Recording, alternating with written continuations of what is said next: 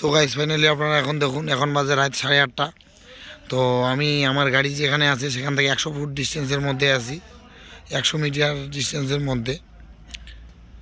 তো দেখো কিছুই দেখা যাচ্ছে না, ওখান থেকে মধু আসতেছে, ওই এখন হালকা হালকা দেখা যাচ্ছে।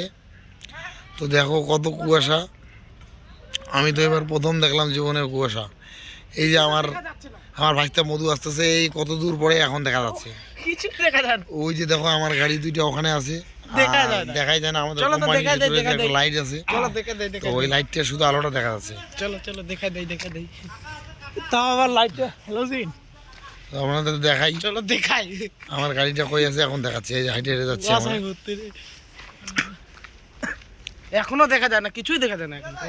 না না, এই যে এখন আবছা আবছা দেখা যাচ্ছে, এই যে দেখো এখানে আগুন তো পাচ্ছে লোকজন সবাই, আর এই কিছুই যে দেখা আমার যায় না। গাড়ি দুইটা এখানে। আরে এসব দেখা যায়, তার লাইট দিলে এসডি একটু দেখা যায় না। ওদের লাইট দিলে আস্তে আস্তে নিভে থেকে একটা একটা। এই দাদা লাইট না বন্ধ হয়ে যাচ্ছে কি ব্যাপার? আর সর্বনাশ, লাইট বন্ধ হয়ে যাচ্ছে অটোমেটিক। চলো বাড়ি চলো।